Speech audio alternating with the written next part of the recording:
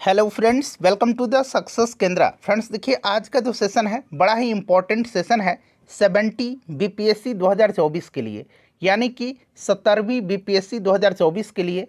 और आज इस सेशन में हम लोग बिहार स्पेशल के 70 बीपीएससी 2024 के लिए बिहार स्पेशल के जो सबसे इम्पोर्टेंट प्रश्न हैं, जो आपके एग्ज़ाम के दृष्टिकोण से यानी कि 70 बीपीएससी पीटी 2024 के दृष्टिकोण से सबसे महत्वपूर्ण है, उनको इस सेशन में हम डिस्कस करने वाले हैं। और ये प्रश्न जो हैं बिहार हिस्ट्री से रिलेटेड हैं, बिहार ज्योग्राफी से और बिहार के जो पॉलिटी से संबंधित प्रश्न हैं उनको यहाँ पर हम डिस्कस करने वाले हैं। देखिए फ्रेंड्स, इससे पहले ऑलरेडी जो है हम लोग 70 बीपीएससी 2024 घटना चक्र को जो हम लोग कवर कर रहे हैं, और मैंने आपको मॉडर्न हिस्ट्री का पार्ट 1, उसके बाद ancient history, medieval history, science में मैंने आपको बायोलॉजी और फिजिक्स कवर कराया हुआ है। साथ ही साथ देखिए 70 बीपीएससी घटना चक्र 2024 का बिहार हिस्ट्री और बिहार ज्योग्राफी भी मैंने कवर कराया हुआ है। अगर आपने उनको नहीं देखा है तो देखिए फ्रेंड्स, आपका रिवीजन होगा और साथ ही साथ आपकी तैयारी भी बहुत बढ़िया हो जाएगी। जो लोग पहली बार चैनल पर आए हुए हैं, चैनल को सब्सक्राइब कर लीजिए और जो बगल में बेल आइकन है, घंटी का निशान है, उसको ज़रूर दबा लीजिएगा, ताकि जब भी 70 बीपीएससी 2024 से रिलेटेड कोई भी इंपॉर्टेंट वीडियो अपलोड किया जाए तो उसका नोटिफिकेशन सबसे पहले आपके पास पहुंच जाए। तो चलिए फ्रेंड्स, बिना देरी किए हुए सेशन अब आज का स्टार्ट करते हैं। एक बार सभी लोग फटाफट सेशन को लाइक कर दीजिए, और जब सेशन कंप्लीट हो जाएगा पूरा इसको देख लीजिएगा, तो इसे कम से कम एक ग्रुप में फ्रेंड्स अवश्य ही शेयर कर दीजिएगा। तो चलिए अब हम लोग शुरू करते हैं आज का सेशन। पहला प्रश्न है कि बिहार का अक्षांशीय विस्तार कितना, बताइए। बिहार का अक्षांशीय विस्तार और बिहार का देशांतरीय विस्तार दोनों प्रश्न बनता है। तो सबसे पहले मैं आपको बता देता हूं कि बिहार का अक्षांशीय विस्तार कितना है। तो बिहार का अक्षांशीय विस्तार जो है यह आपका 24 डिग्री 20 मिनट 10 सेकंड से 27 डिग्री 31 मिनट 15 सेकंड उत्तरी अक्षांश है, यानी कि ऑप्शन ए राइट आंसर हो जाएगा। ये बिहार का अक्षांशीय विस्तार है कितना, तो 24 डिग्री 20 मिनट 10 सेकंड से 27 डिग्री 31 मिनट और 15 सेकंड उत्तरी अक्षांश। क्लियर है? इसको आप मोबाइल नंबर की तरह याद रखिएगा, ठीक है फ्रेंड्स। वहीं अगर आपसे पूछेगा कि देशांतरीय विस्तार कितना है, यहाँ पर तो अक्षांशीय पूछा गया है, अगर आपसे देशांतरीय विस्तार पूछेगा तो देशांतरीय विस्तार भी बिहार का आपको याद रखना है। 83 डिग्री 19 मिनट 15 सेकंड से 88 डिग्री 17 मिनट 40 सेकंड पूर्वी देशांतर। क्लियर है? याद रखिएगा। अच्छा, बिहार का आकार अगर पूछा जाए कि किस प्रकार है, तो बिहार का आकार जो है ये लगभग आयताकार है, लगभग आयताकार है। बिहार उत्तर में नेपाल, दक्षिण में झारखंड, पूर्व में पश्चिम बंगाल और पश्चिम में उत्तर प्रदेश के साथ सीमा साझा करता है। इन सारे पॉइंट्स को फ्रेंड्स ध्यान रखिएगा। चलिए अगला प्रश्न कर लेंगे। नेक्स्ट क्वेश्चन हमारा कि बिहार का कुल भौगोलिक क्षेत्रफल है। बिहार का कुल भौगोलिक क्षेत्रफल कितना है? जल्दी से सभी लोग आंसर कमेंट करिए, जल्दी से आंसर कमेंट करिए। बहुत ही इंपॉर्टेंट यह प्रश्न है और आपको यह कंठस्थ याद रखना है कि बिहार का भौगोलिक क्षेत्रफल कितना है। तो आंसर इसका हो जाएगा 94,163 वर्ग किलोमीटर। 94,163 वर्ग किलोमीटर यह भारत के कुल भौगोलिक क्षेत्रफल का कितना है? तो यह भारत के कुल भौगोलिक क्षेत्रफल का 2.86% हिस्सा है। यह भी आप निश्चित रूप से ध्यान रखिएगा। चलिए नेक्स्ट क्वेश्चन कर लेंगे फ्रेंड्स। थोड़ा सा हम लोग जल्दी में सेशन को कवर करेंगे, तो आप लोग क्या करिए, जल्दी जल्दी आंसर कमेंट करिए, ठीक है ना। चलिए, बिहार की लंबाई उत्तर से दक्षिण और चौड़ाई पूरब से पश्चिम क्रमशः कितनी है? ध्यान से आंसर कमेंट करिएगा। सभी लोग बताइए कि बिहार की लंबाई उत्तर से दक्षिण और चौड़ाई पूरब से पश्चिम, पूर्व से पश्चिम क्रमशः कितनी है? तो यहाँ पर ध्यान दीजिएगा। बिहार की लंबाई उत्तर से दक्षिण आपको याद रखना है कितना है। तो उत्तर से दक्षिण बिहार की लंबाई 345 किलोमीटर है। कितना है भाई? 345 किलोमीटर है। और चौड़ाई पूर्व से पश्चिम कितना है? तो ये 483 किलोमीटर है। तो यहाँ पर ऑप्शन देखिए कहाँ पर दिया गया, लंबाई 345 और चौड़ाई 483। तो यहाँ पर देखिएगा 345 किलोमीटर और 483 किलोमीटर, यानी कि ऑप्शन नंबर इसका बी राइट आंसर हो जाएगा। क्लियर है फ्रेंड्स? याद रखिएगा। अच्छा, अगर प्रश्न बनेगा कि समुद्र तल से बिहार की औसत ऊंचाई कितनी है, समुद्र तल से बिहार की औसत ऊंचाई कितनी है, तो औसत ऊंचाई जो है 173 फीट है। यहीं अगर मीटर में दिया जाए तो मीटर में भी याद रखेंगे 53 मीटर, ठीक है ना, 53 मीटर। बिहार के समुद्र तल से औसत ऊंचाई फीट में पूछेगा तो 173 फीट, मीटर में पूछेगा तो 53 मीटर। अच्छा, समुद्र तट से बिहार की दूरी पूछेगा तो दूरी लगभग समुद्र तट से 200 किलोमीटर है। क्लियर। चलिए नेक्स्ट क्वेश्चन है हमारा कि निम्नलिखित में से कौन सा वन्यजीव अभयारण्य बिहार के मुंगेर जिला में स्थित है। निम्नलिखित में से कौन सा वन्यजीव अभयारण्य बिहार के मुंगेर जिला में स्थित है। चलिए सभी लोग आंसर कमेंट करिए। तो देखिए बिहार में जो है मुंगेर में कौन सा वन्यजीव अभयारण्य है, तो फ्रेंड्स यह भीम बांध वन्यजीव अभयारण्य है मुंगेर में। अच्छा, उदयपुर वन्यजीव अभयारण्य और वाल्मीकि टाइगर रिजर्व या फिर वाल्मीकि नेशनल पार्क, ये दोनों पश्चिम चंपारण जिला में है। राजगीर वन्यजीव अभयारण्य जो है ये कहाँ पर है, तो ये नालंदा में है। ये भी आप साथ साथ ध्यान रखिएगा। चलिए नेक्स्ट क्वेश्चन कर लेंगे फ्रेंड्स। और एक बार सभी लोग प्लीज़ फ्रेंड्स सेशन को लाइक कर दीजिए। लाइक बिल्कुल फ्री है, आपका कोई भी चार्ज नहीं लगेगा। लाइक करने से मुझे मोटिवेशन मिलता है। प्लीज़ लाइक ज़रूर किया करें और सेशन को ज़्यादा से ज़्यादा शेयर भी किया करें। चलिए निम्नलिखित में से कौन बिहार के साथ सीमा साझा करता है। बिहार के साथ इनमें से कौन सीमा साझा करता है, तो मैंने आपको पहले ही प्रश्न में बताया था कि बिहार उत्तर में नेपाल, दक्षिण में झारखंड, पूर्व में पश्चिम बंगाल और पश्चिम में उत्तर प्रदेश के साथ सीमा साझा करता है। तो यहाँ पर देखिए नेपाल, नेपाल ठीक है ना, याद रखिएगा। उत्तर में नेपाल, दक्षिण में झारखंड, पूर्व में पश्चिम बंगाल, पूर्व में पश्चिम बंगाल और पश्चिम में उत्तर प्रदेश के साथ सीमा साझा करता है। तो उपयुक्त सभी इसका राइट आंसर हो जाएगा। अगला प्रश्न है हमारा कि बिहार सोशलिस्ट पार्टी कब गठित हुई थी। बिहार सोशलिस्ट पार्टी का गठन कब हुआ था।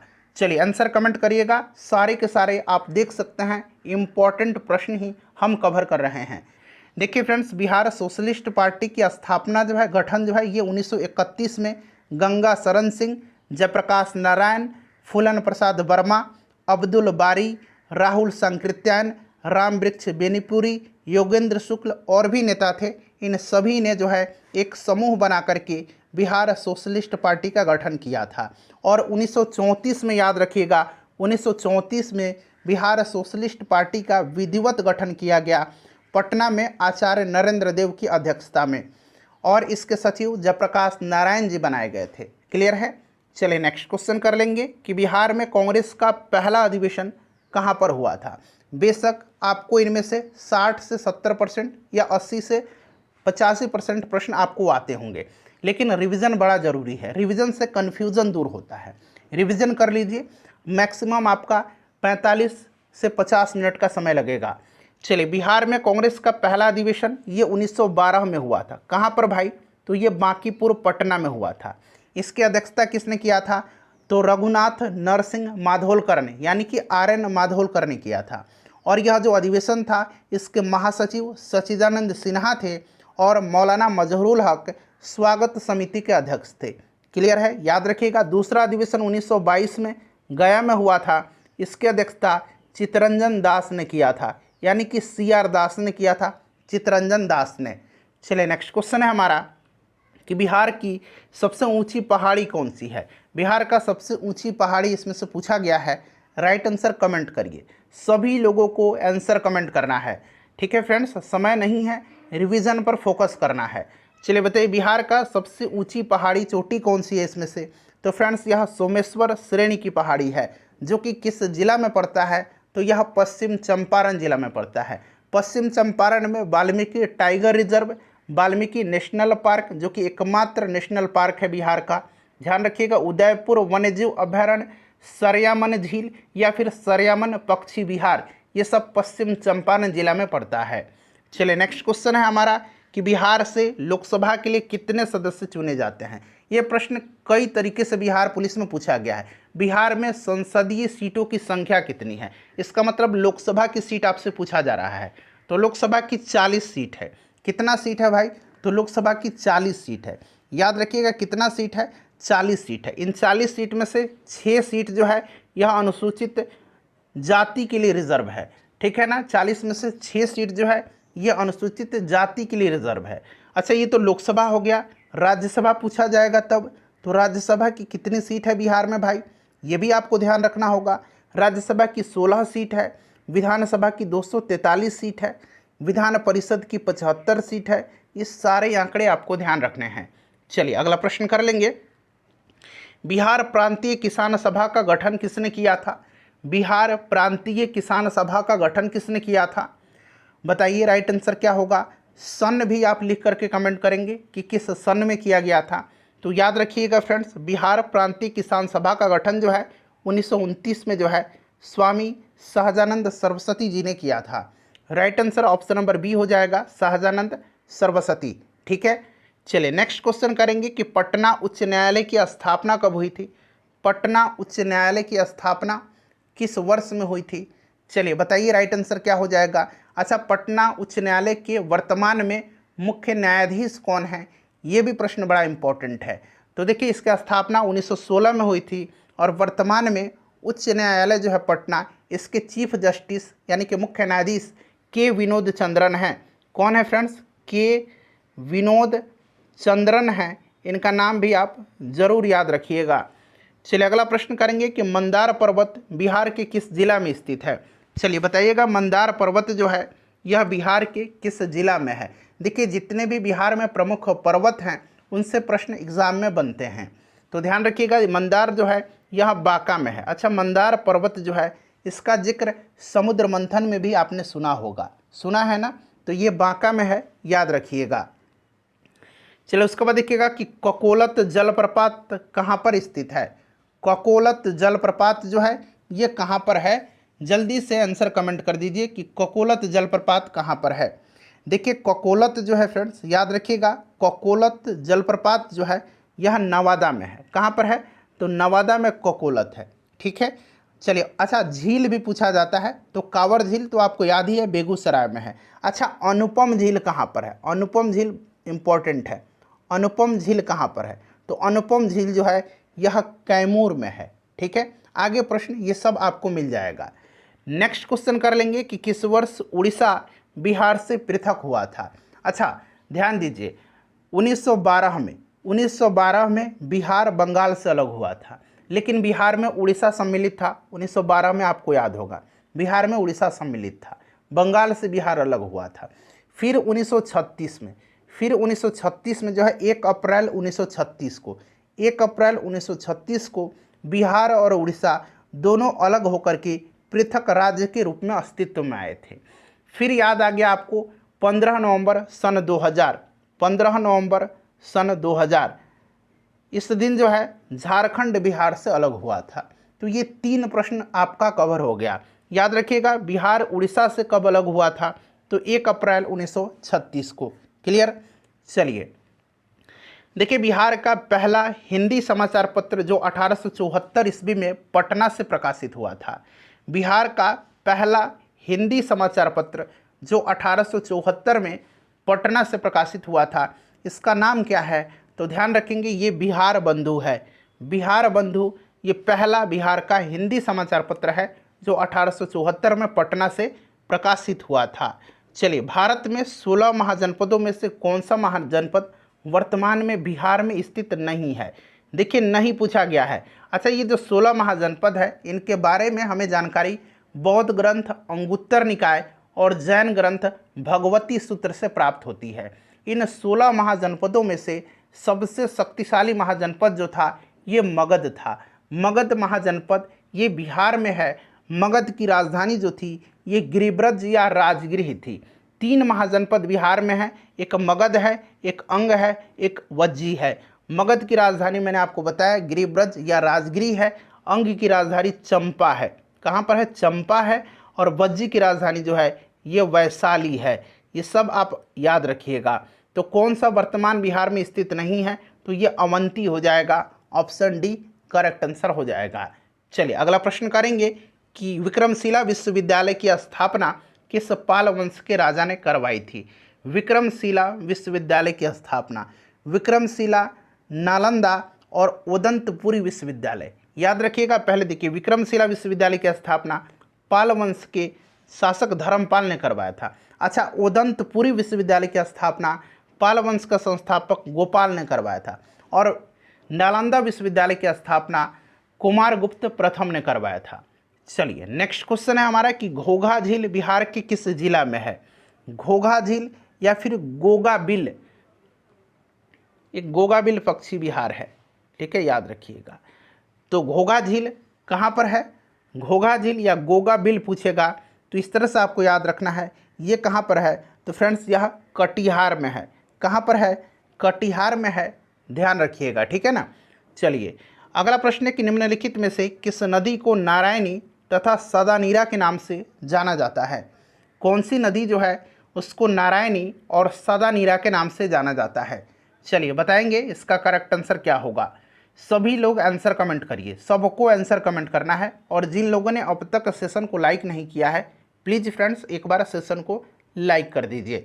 चलिए ये गंडक नदी है, गंडक को नारायणी भी कहा जाता है और सदानीरा इसका प्राचीन नाम है, आपको याद भी होगा, ठीक है। चलिए नेक्स्ट क्वेश्चन कर लेंगे। अगला प्रश्न इसी से संबंधित है कि त्रिवेणी नहर किस नदी पर निर्मित है। त्रिवेणी नहर जो है यह किस नदी पर निर्मित है, तो देखिए यह जो है कौन सी नदी है, तो यह गंडक नदी है। त्रिवेणी नहर जो है यह पश्चिम चंपारण जिला में त्रिवेणी नामक स्थान पर गंडक नदी से निकाली गई है, तो ध्यान रखिएगा। नेक्स्ट क्वेश्चन हमारे कि 2011 के जनगणना के अनुसार बिहार का शिशु लिंगानुपात 0 से 6 वर्ष की आयु तक के बच्चे हैं उनका कितना है। 2011 की जनगणना के अनुसार बिहार का शिशु लिंगानुपात, एक शिशु लिंगानुपात पूछा जाता है और एक सिर्फ लिंगानुपात पूछा जाएगा, तो दोनों याद रखना आपको। देखिए लिंगानुपात कितना है, तो लिंगानुपात पूछेगा तो 918 याद रखना है, और शिशु लिंगानुपात पूछेगा तो शिशु लिंगानुपात आपको याद रखना है 935, दोनों याद रखिएगा। आगे भी हम लिंगानुपात से संबंधित प्रश्न करेंगे कि किस जिला में लिंगानुपात सबसे अधिक है, किस जिला में सबसे कम है। चलिए देखिए बिहार में जब पहली बार राष्ट्रपति शासन लागू किया गया उस समय बिहार के राज्यपाल कौन थे। अच्छा ये तो राज्यपाल हो गए, मुख्यमंत्री का भी नाम पूछा जा सकता है। कब लागू हुआ था पहली बार बिहार में राष्ट्रपति शासन, ये भी पूछा जा सकता है। बिहार में कितनी बार राष्ट्रपति शासन लगाया जा चुका है, ये भी प्रश्न पूछा जाता है। तो सबसे पहले जान लीजिए कि पहली बार राष्ट्रपति शासन 1968 में बिहार में लागू हुआ था। उस समय मुख्यमंत्री कौन थे, तो मुख्यमंत्री भोला पासवान शास्त्री थे। भोला पासवान शास्त्री उस समय मुख्यमंत्री थे, और उस समय राज्यपाल जो थे ये नित्यानंद कानूनगो थे। बिहार में अब तक कितनी बार राष्ट्रपति शासन लगाया जा चुका है, तो 8 बार, ये भी आप याद रखिएगा। चलिए अगला प्रश्न है हमारा कि तृतीय बौद्ध संगति का आयोजन कहाँ किया गया था। अच्छा टोटल 4 बौद्ध संगतियाँ हुई है, याद है ना आपको। पहला बौद्ध संगति का आयोजन राजगृह में हुआ था अजातशत्रु के समय में। दूसरा कहाँ पर हुआ था, ये पहला हुआ था राजगृह में अजातशत्रु के समय में। दूसरा हुआ था कालाशोक के समय में वैशाली में। तीसरा हुआ था अशोक के शासनकाल में पाटलिपुत्र में। और चौथा कनिष्क के शासनकाल में कुंडलवन कश्मीर में। तो इस तरह से ये क्रम याद रखिएगा। आपसे तीसरा पूछा गया है तो पाटलिपुत्र इसका राइट आंसर हो जाएगा।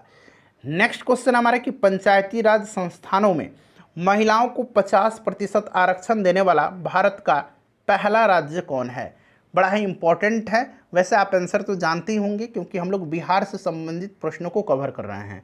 तो ये अपना राज्य बिहार है। बिहार पंचायती राज अधिनियम 2006 के तहत जो है बिहार 50% आरक्षण देने वाला महिलाओं को भारत का पहला राज्य है। नेक्स्ट क्वेश्चन हमारा कि बिहार विधानसभा में आरक्षित सीटों की संख्या। अब यहाँ पर थोड़ा सा गौर करिएगा।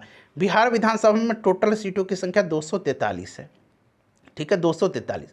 अब इन 243 में से जो है यहाँ पर देखिएगा 38 सीट जो है ये एससी के लिए यानी कि अनुसूचित जाति के लिए, और 2 सीट जो है एसटी के लिए यानी कि अनुसूचित जनजाति के लिए रिजर्व है। यानी कि टोटल 40 सीट रिजर्व हो गया, आरक्षित हो गया। तो 243 में से 40 निकल जाएगा तो बच जाएगा कितना, 203 सीट। ये 203 सीट जो है ये अनरिजर्व्ड है, यानी कि यह आरक्षित नहीं है, यह अनारक्षित है। तो अगर यहाँ पर आरक्षित पूछा जा रहा है तो 40 टोटल है, 38 एससी के लिए और 2 एसटी के लिए, और अनरिजर्व पूछेगा, अनारक्षित पूछेगा तो 203 भी याद रखिएगा। चलिए विधान परिषद में सीटों की संख्या 75 है बिहार में, ये भी आप ध्यान रखिएगा। चलिए, बिहार के कितने जिले पड़ोसी देश नेपाल के साथ सीमा साझा करते हैं? अब यहाँ पर देखिएगा, नेपाल के साथ, झारखंड के साथ, उत्तर प्रदेश के साथ और पश्चिम बंगाल के साथ बिहार के कितने कितने जिले सीमा साझा करते हैं? तो सबसे पहले यहाँ पर देखिए, नेपाल के साथ 7 जिला सीमा साझा करता है। कौन कौन से जिला? तो सीतामढ़ी, किशनगंज, अररिया, सुपौल, मधुबनी, पूर्वी चंपारण और पश्चिम चंपारण, ये 7 जिले हैं। तो राइट आंसर ऑप्शन नंबर इसका सी हो जाएगा। अच्छा, झारखंड के साथ 8 जिले सीमा साझा करते हैं, उत्तर प्रदेश के साथ भी 8 जिले और पश्चिम बंगाल के साथ 3 जिला सीमा साझा करता है। चलिए, नेक्स्ट क्वेश्चन कर लेंगे कि कांवर झील बिहार के किस जिला में है? देखिए, कांवर लेक या कांवर झील हिंदी में पूछेगा तो याद रखना आपको ये कहाँ पर है। तो फ्रेंड्स, कांवर झील जो है यह बिहार का पहला रामसर स्थल है, ये भी आप ध्यान रखिएगा। बिहार का पहला रामसर स्थल कांवर लेक है, ये बेगूसराय में है, तो बेगूसराय इसका करेक्ट आंसर हो जाएगा। नेक्स्ट क्वेश्चन करेंगे, बड़ा ही महत्वपूर्ण प्रश्न है। बिहार के कितने प्रमंडलों से होकर के गंगा नदी प्रवाहित होती है? कितने प्रमंडलों में से होकर के गंगा नदी प्रवाहित होती है? टोटल प्रमंडल की संख्या बिहार में कितनी है? तो 9 प्रमंडल है, याद रखिएगा। जिलों की संख्या 38 है, ये भी आप ध्यान रखिएगा, ठीक है। अब देखिए, इन 9 प्रमंडलों में से केवल 2 प्रमंडल ऐसे हैं जहाँ से गंगा नदी प्रवाहित नहीं होती है। ये 2 प्रमंडल कौन से हैं जहाँ से गंगा नदी प्रवाहित नहीं होती है? तो ये कोसी और मगध है, कोसी और मगध है, कोसी और मगध है, ठीक है। तो बच गए कितने जिले से गंगा नदी प्रवाहित होती है? तो कितने प्रमंडल से? तो 7 प्रमंडल से, 2 प्रमंडल से नहीं प्रवाहित होती है, ठीक है। अच्छा, जिला पूछेगा कि कितने जिलों से होकर के गंगा नदी बहती है? तो ये 12 जिले हैं, ठीक है, ये 12 जिले हैं, ये सब याद रखिएगा, ठीक है। चलिए, देखिए, भारतीय संविधान के किस अनुच्छेद में महाधिवक्ता का वर्णन किया गया है? काफ़ी इंपॉर्टेंट क्वेश्चन है। महाधिवक्ता जो होता है फ्रेंड्स, यह राज्य सरकार का उच्चतम विधि अधिकारी होता है, एडवोकेट जनरल जिसको बोलते हैं महाधिवक्ता। अनुच्छेद 165 के तहत जो है इसकी नियुक्ति उस राज्य के राज्यपाल के द्वारा की जाती है। क्लियर है? उस राज्य के राज्यपाल के द्वारा की जाती है। और वर्तमान में बिहार राज्य के महाधिवक्ता प्रशांत कुमार शाही हैं, पीके शाही हैं, याद रखिएगा। नेक्स्ट क्वेश्चन है कि बिहार का कौन सा जिला पश्चिम बंगाल से सीमा साझा नहीं करता है? पश्चिम बंगाल से मैंने आपको बताया था कि बिहार के कितने जिले सीमा साझा करते हैं? तो बिहार के 3 जिले सीमा साझा करते हैं। कौन कौन से जिले हैं? तो यह किशनगंज, पूर्णिया और कटिहार है। जमुई जो है सीमा साझा नहीं करता है, जमुई राइट आंसर हो जाएगा। नेक्स्ट क्वेश्चन करेंगे, थोड़ा सा हम लोग जल्दी में सेशन को कवर करेंगे फ्रेंड्स, ताकि समय जो आपका बचेगा वो आप अन्य विषयों पर फोकस करेंगे। चलिए, राजपुर नहर परियोजना किस नदी पर स्थित है? राजपुर नहर परियोजना किस नदी पर स्थित है? बताइए, राजपुर नहर परियोजना किस नदी पर है? सभी लोग जल्दी से आंसर कमेंट करिए।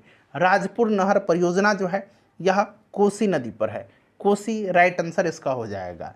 नेक्स्ट क्वेश्चन है हमारा कि बिहार के किस जिले का महिला साक्षरता दर सबसे न्यूनतम है, सबसे कम है? यहाँ पर थोड़ा सा ध्यान दीजिएगा तो 4-5 प्रश्न आपका कवर हो जाएगा। देखिए, ध्यान दीजिए, देखिए, सबसे ज़्यादा अगर साक्षरता पूछेगा तो किस जिला में है? सबसे ज़्यादा साक्षरता जो है, सबसे पहले यहाँ पर ध्यान दीजिए, बिहार का साक्षरता दर कितना है? तो 61.8% है। पहले तो ये याद रखिए, बिहार का पुरुष साक्षरता दर 71.2%, महिला साक्षरता दर 51.5%। हो गया क्लियर? चलिए, इसको मिटा देता हूँ। अब देखिए, सबसे ज़्यादा साक्षरता दर कहाँ पर? तो रोहतास में। सबसे ज़्यादा पुरुष साक्षरता दर कहाँ पर? तो रोहतास में। सबसे ज़्यादा महिला साक्षरता दर कहाँ पर? तो रोहतास में। तीनों कैटेगरी में रोहतास सबसे आगे है। कुछ भी पूछा जाएगा, सबसे ज़्यादा साक्षरता रोहतास, सबसे ज़्यादा पुरुष साक्षरता दर रोहतास, सबसे ज़्यादा महिला साक्षरता दर तो रोहतास। अच्छा, अब आइए, अब न्यूनतम साक्षरता दर वाला जिला, तो न्यूनतम पूर्णिया है। न्यूनतम पुरुष साक्षरता पूछेगा तो भी पूर्णिया है। न्यूनतम महिला साक्षरता पूछेगा तब सहरसा होगा, जो कि न्यूनतम महिला साक्षरता दर पूछा गया है, तो सहरसा इसका राइट आंसर हो जाएगा। इतना प्रश्न मैंने आपको कवर करा दिया एक प्रश्न से। चलिए, एक बार सभी लोग सेशन को लाइक कर दीजिए। देखिए, पलासी का युद्ध कब हुआ था? पलासी का युद्ध जो है आपको याद होगा यह बंगाल के नवाब सिराजुद्दौला और अंग्रेजों के मध्य हुआ था। अंग्रेजी सेना का नेतृत्व रॉबर्ट क्लाइव कर रहा था। इस युद्ध में बंगाल के नवाब सिराजुद्दौला की हार हुई थी। राइट आंसर 23 जून 1757 को यह पलासी का बैटल हुआ था। ठीक है। अच्छा, एक बक्सर का युद्ध है, आगे आपको मिलेगा 1764 में बक्सर का युद्ध हुआ था। ठीक है, आगे प्रश्न आपको मिलेगा। नेक्स्ट क्वेश्चन हमारा कि बिहार में स्वराज दल का गठन किसके नेतृत्व में हुआ था। अब यहाँ से 3 प्रश्न आपका कवर करवाऊंगा। देखिए, बिहार में स्वराज दल का गठन जो है किसके नेतृत्व में हुआ था, तो नेतृत्व में हुआ था श्री कृष्ण सिंह जी के। और बिहार में स्वराज दल जो था इसका गठन श्री कृष्ण सिंह के नेतृत्व में हुआ था। और इसके प्रथम अध्यक्ष जो है ये बनाए गए थे नारायण प्रसाद, और इसके सचिव बनाए गए थे अब्दुल बारी। अब्दुल बारी इसके सचिव बनाए गए थे, अध्यक्ष नारायण प्रसाद को बनाया गया था। लेकिन किसके नेतृत्व में गठित हुआ था, तो श्री कृष्ण सिंह जी के नेतृत्व में। नेक्स्ट क्वेश्चन है कि बिहार की जनसंख्या देश की कुल जनसंख्या की कितनी प्रतिशत है। बिहार की जनसंख्या आपको यह मुज़बानी याद रखना है, कंठस्थ याद रखना है। कितना, तो ये एग्जैक्ट याद रखिएगा 10 करोड़ 40 लाख। यहाँ मैं लिखता हूँ 10 करोड़ 40 लाख 99,452 ये बिहार की जनसंख्या है 2011 की जनगणना के अनुसार। क्लियर, जो कि देश की कुल जनसंख्या का 8.60% है। क्लियर। चलिए नेक्स्ट क्वेश्चन कर लेंगे। और सबसे ज़्यादा जनसंख्या बिहार में पटना का है, सबसे कम किस जिला का, तो सबसे कम शेखपुरा का है। चलिए 2011 की जनगणना के अनुसार बिहार का सर्वाधिक लिंगानुपात वाला जिला कौन सा है। लिंगानुपात मैंने आपको बताया था बिहार का कितना है, 918 है। शिशु लिंगानुपात भी मैंने बताया था 935 है। तो आपको लिंगानुपात याद रखना है, 918 है लिंगानुपात पूछा गया है। सर्वाधिक लिंगानुपात जो है ये गोपालगंज का है, कितना, तो 1021, जो कि बिहार के लिंगानुपात से देखिए ज़्यादा है। ठीक है ना, याद रखिएगा। मुंगेर का कितना है, तो सबसे कम मुंगेर का है बिहार में 876। तो सर्वाधिक लिंगानुपात गोपालगंज, सबसे कम लिंगानुपात मुंगेर, टोटल लिंगानुपात 918 बिहार का। चलिए अगला प्रश्न है हमारा कि 2011 की जनगणना के अनुसार बिहार का सर्वाधिक जनघनत्व वाला जिला कौन सा है। सर्वाधिक जनघनत्व वाला जिला कौन सा है। सबसे ज़्यादा जनघनत्व वाला राज्य भी बिहार ही है, और बिहार में सबसे ज़्यादा जनघनत्व वाला जिला जो है यह कौन सा है, तो फ्रेंड्स यह शिवहर है। सबसे कम जनघनत्व वाला जिला बिहार का पूछेगा तो कैमूर याद रखिएगा, कैमूर सबसे कम है। ठीक है ना। चलिए 2011 की जनगणना के अनुसार, देखिए जनगणना से प्रश्न बिहार पुलिस में फ्रीक्वेंटली पूछा जाता है, इसीलिए मैंने आपको इतना सारा इंपॉर्टेंट प्रश्न जनगणना से संबंधित कवर करवा रहा हूँ। जनगणना 2011 की जनगणना के अनुसार बिहार का सर्वाधिक साक्षरता दर वाला जिला, अब इसमें कोई डाउट आपको नहीं होनी चाहिए। सर्वाधिक साक्षरता दर रोहतास का, सर्वाधिक पुरुष साक्षरता दर भी रोहतास का, सर्वाधिक महिला साक्षरता दर भी रोहतास का। न्यूनतम साक्षरता दर मैंने आपको बता दिया पूर्णिया का है। न्यूनतम पुरुष साक्षरता दर में भी पूर्णिया, न्यूनतम महिला साक्षरता दर सहरसा। ठीक है ना। चलिए अगला प्रश्न करेंगे फ्रेंड्स कि ब्रह्मयोनी हिल्स बिहार के किस जिला में है। अब देखिए ब्रह्मयोनी पूछा गया है, 2-3 हिल्स और मैं बता रहा हूँ जो कि गया में ही है। ब्रह्मयोनी गया में है, गया में ब्रह्मयोनी है, गया में डुंगेश्वरी है। यहाँ मैं लिखता हूँ डुंगेश्वरी, डुंगेश्वरी गया में ही है। उसके बाद देखिए प्रेतशिला हिल्स गया में है, प्रेतशिला हिल्स गया में है। रामशिला भी गया में है, रामशिला हिल्स भी गया में है। ठीक है, याद रखिएगा। चलिए अगला प्रश्न करेंगे फ्रेंड्स कि बौंसी मेला का आयोजन कहाँ किया जाता है। 2-3 मेले बिहार के ऐसे काफ़ी फेमस हैं जो एग्जाम में पूछे जाते हैं। एक तो बौंसी मेला हो गया, दूसरा आपका हो जाएगा सौराठ मेला, सौराठ मेला, और एक मलमास मेला है, मलमास मेला। ये सब याद रखिएगा। सोनपुर मेला तो आपको पता ही है। ठीक है ना। देखिए बौंसी मेला का आयोजन बांका में होता है, सौराठ मेला का आयोजन जो होता है ये मधुबनी में होता है। कहाँ पर, मधुबनी में, यहाँ मधुबनी दिया गया है। मलमास मेला का आयोजन राजगीर में होता है। ठीक है ना, याद रखिएगा। चलिए अगला प्रश्न है कि अजात शत्रु के उपनाम से जाने जाते हैं। अजात शत्रु के उपनाम से कौन जाने जाते हैं। अजात शत्रु और देश रत्न, याद रखिएगा। अजात शत्रु और देश रत्न के नाम से डॉक्टर राजेंद्र प्रसाद को जाना जाता है। विद्यापति जी को मैथिल कोकिल कहा जाता है। श्री कृष्ण सिंह जी को बिहार केसरी कहा जाता है। अनुग्रह नारायण सिंह को बिहार विभूति कहा जाता है। ठीक है। चलिए उसके बाद देखिएगा कि नालंदा विश्वविद्यालय की स्थापना किस गुप्त शासक ने करवाया था? मैंने आपको बता ही दिया था जब विक्रमशिला बता रहा था, तो ये कुमारगुप्त प्रथम हो जाएगा, ऑप्शन बी राइट आंसर हो जाएगा। चलो उसके बाद देखिएगा कि अजगैबीनाथ मंदिर जो है यह कहाँ है? अजगैबीनाथ मंदिर जो है ये कहाँ पर है? चलिए बताइए, अजगैबीनाथ मंदिर कहाँ पर है? तो फ्रेंड्स ये भागलपुर में है अजगैबीनाथ का मंदिर। एक बार फ्रेंड्स प्लीज़ सभी लोग सेशन को लाइक कर दीजिए। देखिए, बिहार राज्य विद्युत परिषद का गठन कब हुआ था? बिहार राज्य विद्युत परिषद का गठन कब हुआ था? जल्दी से आंसर कमेंट करिए। बिहार राज्य विद्युत परिषद का गठन कब हुआ था? तो ये 1 अप्रैल 1958 को हुआ था। 1 अप्रैल 1958 याद रखिएगा। चलिए अगला प्रश्न हमारा कि सरयमन पक्षी विहार बिहार के किस जिला में स्थित है? मैंने बताया था सरयमन झील, सरयमन पक्षी विहार, Valmiki tiger reserve, Valmiki national park, ये सारे के सारे पश्चिम चंपारण जिला में हैं। ठीक है ना। चलिए नेक्स्ट क्वेश्चन कर लेंगे कि बिहार दिवस कब मनाया जाता है? बिहार दिवस कब मनाया जाता है? चलिए बताएंगे बिहार दिवस कब मनाया जाता है। तो याद रखिएगा, बिहार दिवस प्रत्येक वर्ष 22 मार्च के दिन मनाया जाता है और अंतर्राष्ट्रीय जल संरक्षण दिवस भी 22 मार्च के दिन ही मनाया जाता है। ठीक है ना। चलिए उसके बाद देखिएगा कि बिहार में लोटा विद्रोह कब हुआ था? लोटा विद्रोह कब हुआ था और कहाँ पर हुआ था, ये भी आपको ध्यान रखना है। देखिए, लोटा विद्रोह दरअसल मुजफ्फरपुर में हुआ था।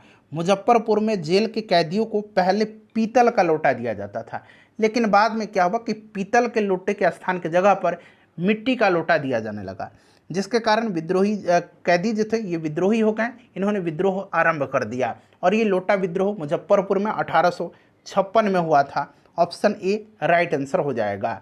चलो उसके बाद देखिए, डच व्यापारियों ने किस वर्ष पटना में फैक्ट्री स्थापित किया था? डचों ने अपनी फैक्ट्री किस वर्ष पटना में स्थापित किया था, यह प्रश्न पूछा जा रहा है। चलिए बताइएगा, सभी लोग आंसर कमेंट करिए। ये काफ़ी फेमस प्रश्न है। 1632 ईस्वी में पटना कॉलेज के उत्तरी इमारत में, आपको याद भी होगा। देखिए, पटना में 1857 की क्रांति का नेतृत्व किसने किया था? अब वैसे बिहार में तो आपको पता है, बिहार में पूछा जाता है तो वीर कुंवर सिंह, ये बार बार प्रश्न पूछा जाता है। लेकिन अगर स्पेशली पटना में पूछेगा, पटना में 1857 की क्रांति का नेतृत्व किसने किया था, तो पीर अली खान ने किया था।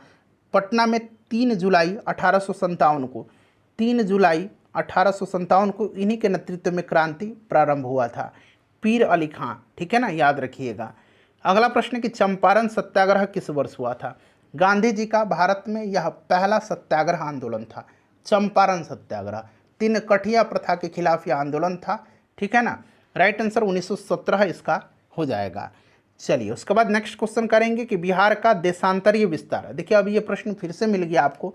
तो मैंने आपको अक्षांशीय विस्तार बताया था, 24 डिग्री 20 मिनट 10 सेकंड से 27 डिग्री 31 मिनट 15 सेकंड उत्तरी अक्षांश, यह आपका अक्षांशीय विस्तार है। अब देशांतरीय हो जाएगा आपका 83 डिग्री 19 मिनट 15 सेकंड से 88 डिग्री 17 मिनट 40 सेकंड पूर्वी देशांतर, ये देशांतरीय विस्तार है। चलिए बाकी मैंने डिटेल आपको बता ही दिया था। बिहार सरकार का सचिवालय कब कार्य करना शुरू किया? बिहार सरकार का सचिवालय कब कार्य करना शुरू किया? बिहार सरकार का सचिवालय पटना में है। ध्यान रखिएगा, 1 अप्रैल 1912 को कार्य करना प्रारंभ किया था। क्लियर। चलिए उसके बाद नेक्स्ट क्वेश्चन हमारे कि समुद्र तल से बिहार की ऊंचाई कितनी है? मैंने फीट में भी बताया था आपको और मीटर में भी बताया था।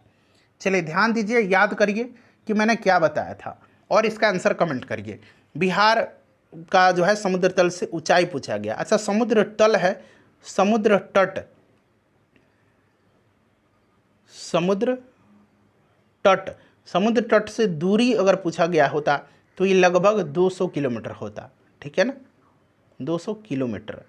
और समुद्र तल से बिहार की ऊंचाई जो है ये मैंने आपको बताया था कि 173 फीट, यहाँ मीटर नहीं, अगर फीट होता तो अगर आप 173 फीट पर लगाते तो यहाँ पर देखिए 173 फीट है और 53 मीटर मैंने बताया था, तो इसीलिए यहाँ पर 53 मीटर इसका राइट आंसर होगा। ठीक है ना, 53 मीटर इसका करेक्ट आंसर होगा। चलिए आगे बढ़ेंगे फ्रेंड्स, अगला प्रश्न कर लेंगे।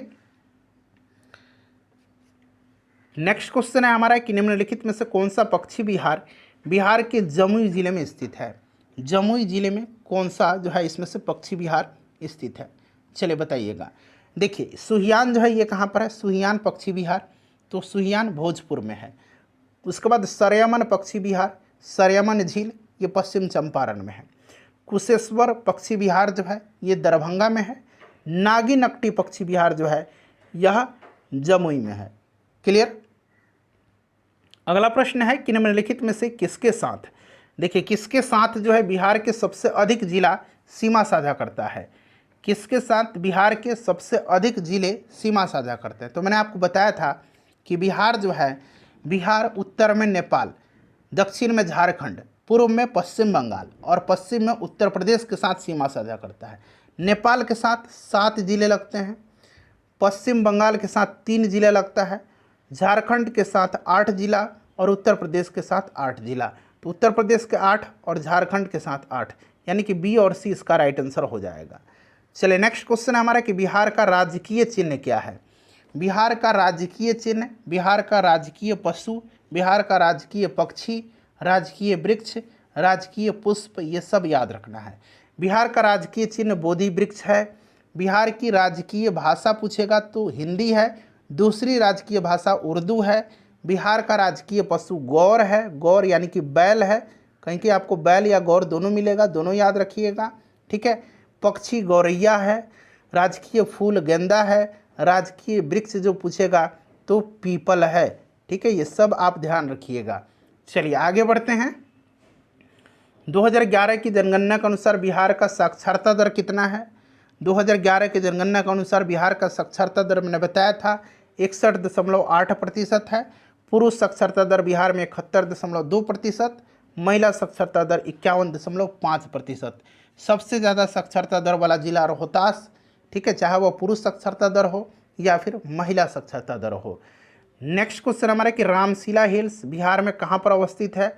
मैंने बताया था आपको रामशिला, प्रेतशिला, डुंगेश्वरी, ब्रह्मयोनी हिल्स ये सब गया में है, ठीक है ना, याद रखिएगा। अच्छा एक मुंडेश्वरी है, डुंगेश्वरी गया में है, लेकिन मुंडेश्वरी जब पूछेगा तो मुंडेश्वरी कैमूर में है, ठीक है। चलिए उसके बाद देखिएगा मंदार हिल्स बांका में है, ये तो मैंने पहले ही करा दिया है। बिहार में लोकसभा की कितनी सीटें आरक्षित हैं। लोकसभा की टोटल 40 सीट हैं, इतना तो आपको पता है। इन 40 में से मैंने आपको बताया था कि 6 सीट जो है यह एससी के लिए रिजर्व है, ठीक है। तो कितनी सीटें आरक्षित है लोकसभा की, तो आपका 6 सीट हो जाएगा। चलिए नेक्स्ट क्वेश्चन है हमारा कि स्वतंत्रता के पश्चात बिहार के प्रथम राज्यपाल कौन बने थे। स्वतंत्रता के पश्चात बिहार के राज्यपाल कौन बने थे, चलिए बताइएगा। स्वतंत्रता के पश्चात बिहार के प्रथम राज्यपाल कौन थे, तो जयराम दास दौलतराम राइट आंसर हो जाएगा। अगला प्रश्न है, देखिए निम्नलिखित में से किस अनुच्छेद के तहत बिहार वित्तीय स्थिति के पुनरावलोकन के लिए वित्त आयोग का गठन किया जाता है। काफ़ी इंपॉर्टेंट क्वेश्चन है फ्रेंड्स, जल्दी से इसका आंसर कमेंट करिए। किस अनुच्छेद के तहत बिहार वित्तीय स्थिति के पुनरावलोकन के लिए वित्त आयोग का गठन किया जाता है। तो देखिए राज्य वित्त आयोग का गठन जो है यह प्रत्येक 5 वर्ष पर वित्तीय स्थिति के पुनरावलोकन के लिए राज्यपाल करता है, अनुच्छेद 243 आई के तहत। ऑप्शन बी राइट आंसर हो जाएगा। बिहार के राज्यपाल कौन है वर्तमान में, जरा उनका नाम कमेंट करिए, तो जरा बताइए राज्यपाल कौन है अभी बिहार के। सभी लोग आंसर कमेंट करेंगे। राजेंद्र विश्वनाथ अर्लेकर जी हैं, ठीक है। बिहार विधानसभा के प्रथम अध्यक्ष कौन है, बिहार विधानसभा के प्रथम अध्यक्ष। अच्छा एक प्रश्न ये हो गया, और स्वतंत्रता के बाद अगर पूछेगा कि बिहार विधानसभा के प्रथम अध्यक्ष, तो स्वतंत्रता के बाद विंदेश्वरी प्रसाद वर्मा, और इस तरह से पूछेगा कि बिहार विधानसभा के प्रथम अध्यक्ष, तो रामदयालु सिंह। क्लियर। चलिए तेलहर कुंड जलप्रपात कहाँ पर है। तेलहर कुंड जलप्रपात बताइए। ककोलत जलप्रपात नवादा में है, बताया है मैंने आपको। तेलहर कुंड जो है ये कहाँ पर है, तेलहर कुंड कैमूर में है। कहाँ पर है, कैमूर में है। चलिए उसके बाद नेक्स्ट क्वेश्चन है, कब झारखंड बिहार से पृथक हुआ था। डेट सहित ये आपको याद रखना है। झारखंड बिहार से कब अलग हुआ था, तो 15 नवंबर सन 2000 को, ठीक है ना। चलिए बिहार का लोक नाट्य है। अच्छा लोक कला अगर पूछ ले, बिहार का लोक कला, बिहार का लोक कला, तो एक अहपन लोक कला है। अहपन पूछा भी गया बिहार पुलिस में, अहपन लोक कला कहाँ का है, तो अहपन बिहार का लोक कला है। बिहार का लोक नाट्य इसमें से जाट जाटिन है, भकुली बंका है, समा चकेवा है। तो उपरोक्त सभी इसका राइट आंसर हो जाएगा उपर्युक्त सभी। उसके बाद देखिएगा कि भारत में 16 महाजनपदों में से बिहार में स्थित अंग महाजनपद की राजधानी कहाँ पर है। 16 महाजनपद में से मैंने बताया था कि 3 महाजनपद वर्तमान बिहार में पड़ते थे। कौन कौन से? तो मगध। कौन कौन से? तो एक तो मगध हो गया। मगध के बाद कौन सा? तो मगध के बाद याद रखिएगा, मगध के बाद कौन? तो मगध के बाद अंग, अंग के बाद वज्जी। मगध, अंग और वज्जी 3 महाजनपद। तो बिहार में जो है स्थित अंग महाजनपद की राजधानी चंपा थी, मगध की राजधानी राजगृह या गिरिब्रज थी और वज्जी की राजधानी वैशाली थी। चलिए अगला प्रश्न है हमारा कि उदंतपुरी विश्वविद्यालय की स्थापना किस पाल वंश के राजा ने करवाया था। तो मैंने आपको बताया था कि उदंतपुरी की स्थापना गोपाल ने करवाया था, विक्रमशिला विश्वविद्यालय की स्थापना धर्मपाल ने करवाया था और नालंदा विश्वविद्यालय की स्थापना कुमारगुप्त प्रथम ने करवाया था। चलिए जगतपुर झील बिहार के किस जिला में है? जगतपुर झील बिहार के किस जिला में है? बताइए राइट आंसर क्या होगा। जगतपुर झील बिहार के किस जिला में है? जगतपुर झील जो है ये भागलपुर में है। कहाँ पर है भाई? तो यह भागलपुर में है। नेक्स्ट क्वेश्चन है कि क्षेत्रफल के अनुसार बिहार का सबसे छोटा प्रमंडल कौन सा है? प्रमंडल पूछा गया है, छोटा प्रमंडल कौन सा है? चलिए प्रमंडल टोटल 9 प्रमंडल हैं, आपको याद है ना, और 38 जिला है। तो आपसे प्रमंडल पूछा जा रहा है, 9 प्रमंडल हैं, इनमें से सबसे छोटा जो है यह भागलपुर प्रमंडल है। भागलपुर में केवल 2 ही जिला आता है। कौन कौन से? तो एक स्वयं भागलपुर और दूसरा बांका। ठीक है ना, याद रखिएगा। नेक्स्ट क्वेश्चन है कि जयप्रकाश सेतु किस नदी पर स्थित है? जयप्रकाश सेतु किस नदी पर स्थित है? बिहार में है ये सब। जयप्रकाश सेतु जो है यह गंगा नदी पर स्थित है। ठीक है ना, गंगा नदी पर स्थित है। चलिए 2011 की जनगणना के अनुसार बिहार का लिंगानुपात कितना है? तो मैंने बता दिया था लिंगानुपात 918, शिशु लिंगानुपात 935। सबसे ज़्यादा लिंगानुपात गोपालगंज का, सबसे कम लिंगानुपात मुंगेर जिला का। नेक्स्ट क्वेश्चन कर लेंगे। अब यहाँ से कोई भी प्रश्न बनेगा तो आपका नहीं छूटेगा, इतना बेहतरीन तरीके से मैंने आपका रिवीजन करा दिया। देखिए कोपेन की जलवायु वर्गीकरण के अनुसार उत्तरी बिहार को किस जलवायु क्षेत्र में विभक्त किया गया है? अच्छा, ये कोपेन की जलवायु वर्गीकरण के अनुसार उत्तरी बिहार को तो CWG में, और अगर दक्षिणी बिहार पूछेगा, दक्षिणी बिहार को किस जलवायु क्षेत्र में रखा गया है? तो AW में। ठीक है ना, दोनों को आप याद रखिएगा। नेक्स्ट क्वेश्चन है, एक बार सभी लोग फ्रेंड्स प्लीज सेशन को लाइक कर दीजिए। देखिए प्रथम जैन संगति का आयोजन कहाँ पर हुआ था? जैन संगति पूछा गया है। तो पहला जैन संगति का आयोजन जो हुआ था फ्रेंड्स, यह पाटलिपुत्र में हुआ था। कहाँ पर? पाटलिपुत्र में, चंद्रगुप्त मौर्य के शासनकाल में और स्थूलभद्र की अध्यक्षता में। ठीक है ना, पहला जैन संगति। दूसरा जैन संगति कहाँ पर हुआ था? तो बल्लभी गुजरात में हुआ था। दूसरा जो हुआ था ये बल्लभी गुजरात में हुआ था, पहला पाटलिपुत्र में हुआ था। सब याद रखना आपको। देखिए बिहार के कुल भौगोलिक क्षेत्रफल का कितना प्रतिशत वनावरण है? बिहार के कुल भौगोलिक क्षेत्रफल का कितना प्रतिशत वनावरण है? जरा बताइए, राइट आंसर कमेंट करिए। तो देखिए ये जो नया फॉरेस्ट रिपोर्ट है 2021 के अनुसार कितना प्रतिशत वनावरण है? तो 7.84%। ठीक है। चलिए नेक्स्ट क्वेश्चन है कि बरौनी तेल शोधक कारखाना किस देश के सहयोग से स्थापित किया गया था? बरौनी तेल शोधक कारखाना जो है ये किस जिला में पड़ता है? अच्छा, कांटी थर्मल पावर कहाँ पर है?